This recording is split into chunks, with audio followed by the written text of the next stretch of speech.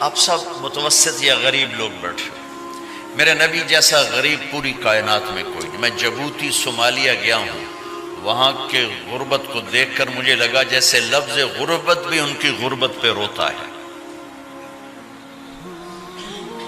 ایسی غربت میں نے پورے پاکستان میں کہیں نہیں دیکھی جو میں نے جبوتی میں دیکھی، صومالیہ میں دیکھی، کیمرون میں دیکھی، چاڈ میں دیکھی، سوڈان میں دیکھی۔ 24 گھنٹے میں ایک دفعہ بھی کھانا نصیب نہیں۔ ہمارا غریب سے غریب آدمی 24 گھنٹے میں چولہا جلا بیٹھتا ہے، لیکن میرے نبی پر جو غربت آئی، کوئی ہے پوری دنیا میں تو اللہ نے مجھے پھرائی ہے جس کے گھر میں 2 مہینے چولہا نہ جلتا ہو۔ میرے نبی وہ فقیر تھے جن کے گھر میں 2 مہینے چولہا نہیں جلتا تھا۔ ایک رات آپ سوئے ہوئے، کبھی یوں کروڑ بدلے اور کبھی یوں کروڑ بدلے، بار بار حضرت عائشہ کے ساتھ۔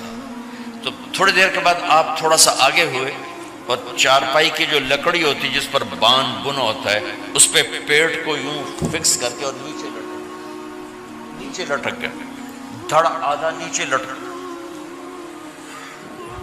فَكَانَ قَابَ قَوْسَيْنِ أَوْ أَدْنَىٰ۔ واہ واہ واہ، کیا مقام ہے قاب قوسین، اور کیا حالات سے گزر رہے ہیں کہ یوں آدھا دھڑ نیچے لٹک گیا۔ ام عائشہ اٹھ کے بیٹھ گئیں، یا رسول اللہ خیریت کیوں؟ آپ اٹھ کے بیٹھے، کہا عائشہ بھوک بہت لگی، بھوک بہت لگی، اس لیے پریشر دیا تاکہ وہ جو بھوک کی طلب ہے نا میدے میں، اس کو پریس کیا، اس لیے پتھر باندھتے تھے کہ وہ پیچھے چلا جائے۔ اب مسجد میں تشریف فرما تھے، ایک صحابی نہ کر کہ یا رسول یہ دیکھیں کپڑا ہٹایا، یہ دیکھیں میں نے پیٹ پہ پتھر باندھا۔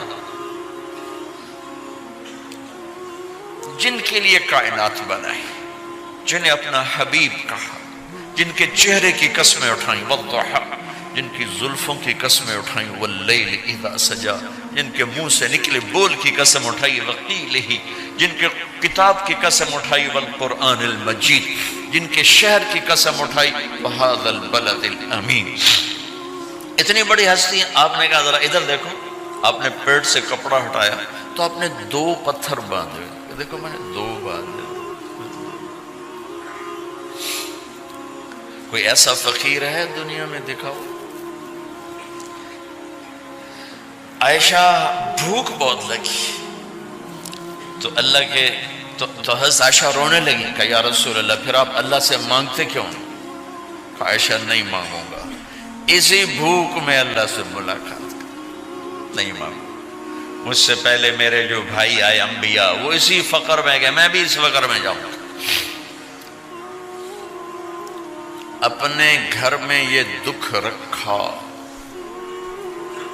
اپنی اولاد کے ذبح ہونے کو قبول کیا تاکہ آئندہ آنے والی امت کا غریب طبقہ گلہ نہ کرے، شکوہ نہ کرے، حرام راستوں پہ نہ جائے، غلط راستوں پہ نہ جائے، اور مالدار فخر نہ کرے میں کوئی بڑا آدمی بن گیا ہوں، میری اتنی بڑی فیکٹری بن گئی ہے، میری اتنی بڑی کمائی ہو گئی ہے۔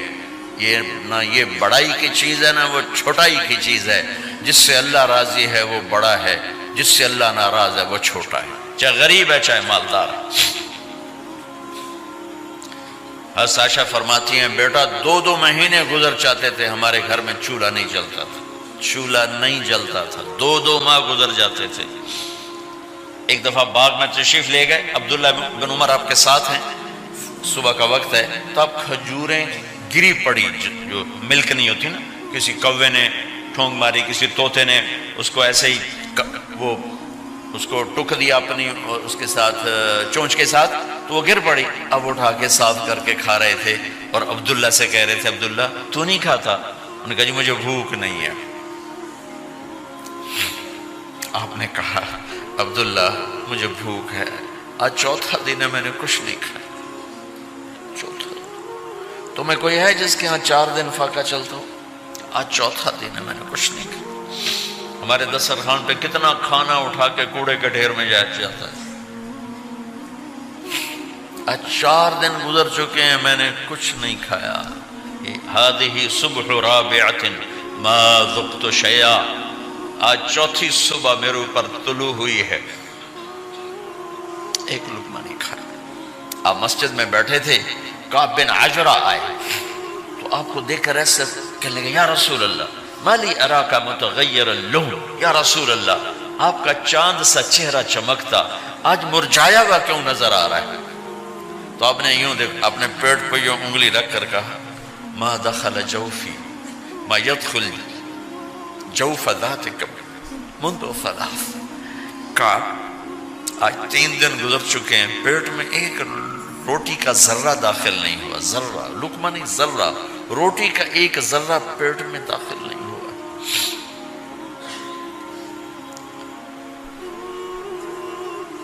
اور اتنی بڑی رسالت، اتنی بڑی نبوت،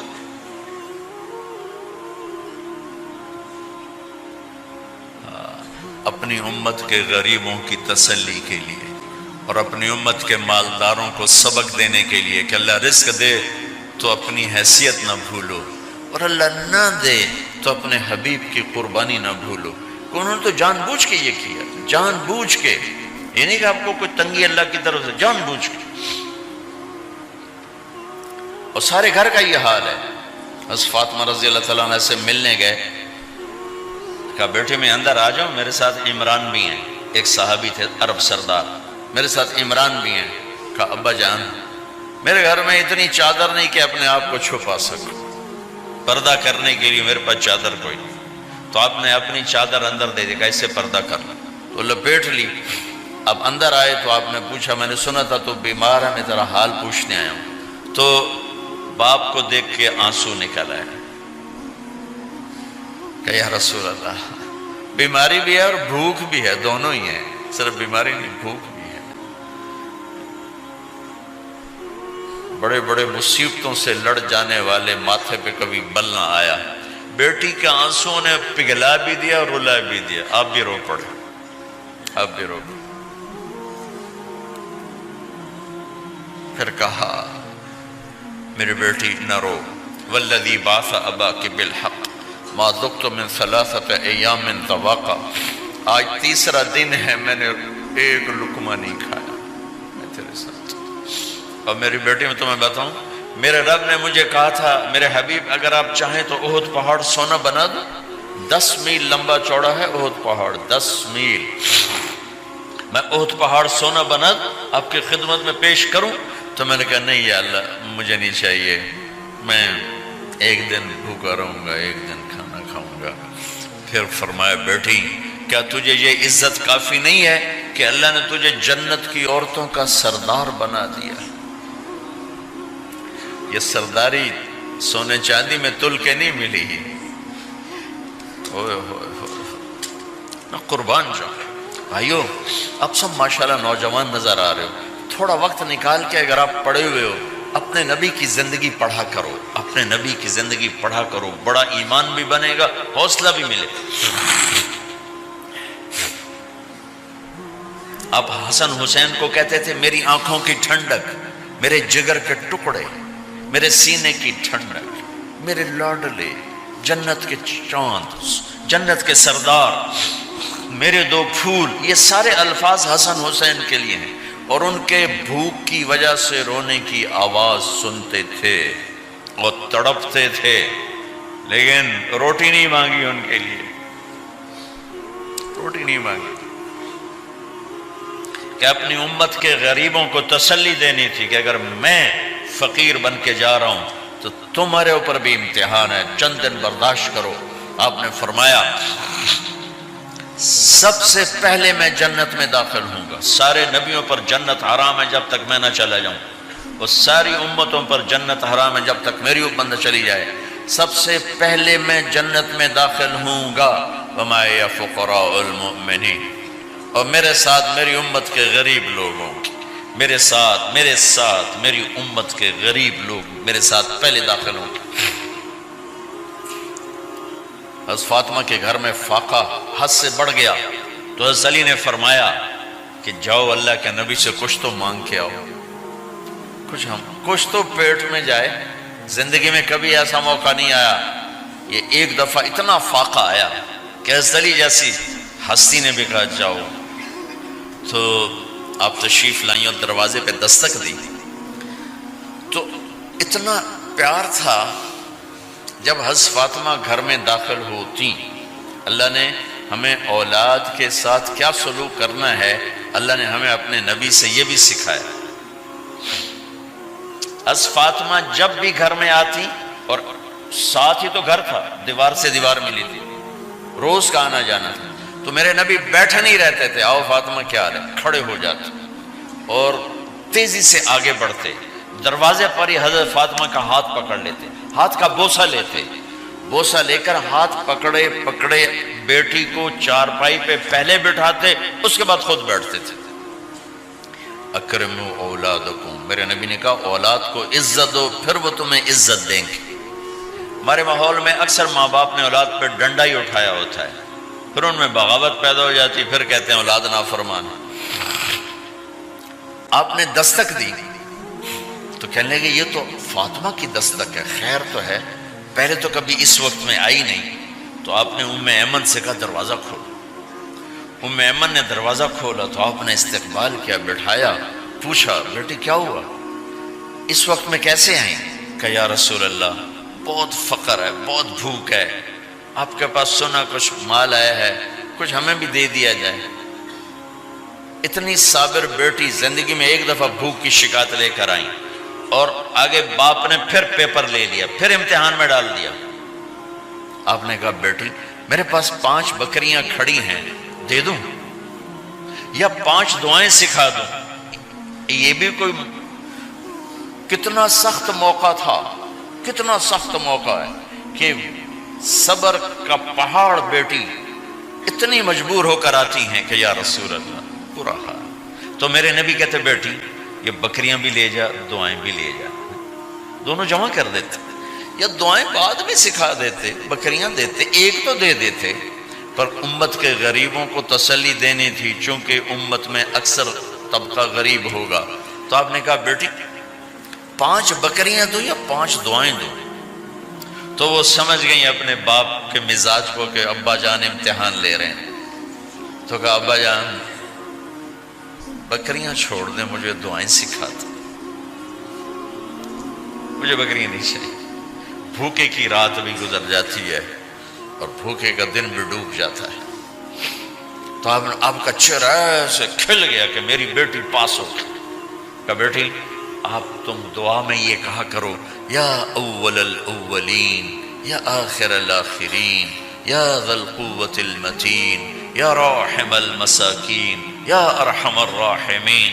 یہ تیرے لیے 5 بکریوں سے اعلیٰ چیز. اب گھر واپس گئیں خالی ہاتھ. حضرت علی نے فرمایا تو کچھ بھی نہیں لائی؟ کہا نہیں لائی ہوں، بہت کچھ لائی ہوں. کہا کیا؟ کہا میں دنیا لینے گئی تھی، آخرت لے کے آ گئی.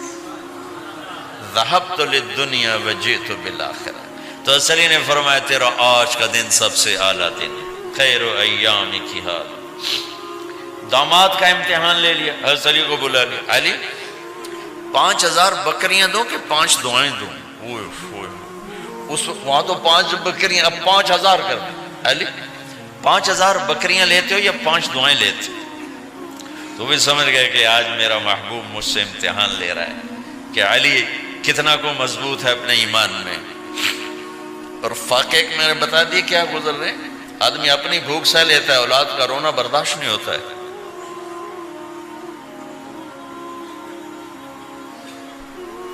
علی 5 دعائیں دوں کہ 5000 بکریاں؟ حضرت علی نے عرض کی یا رسول اللہ دعائیں سکھا دیں، بکریاں نہیں چاہیے.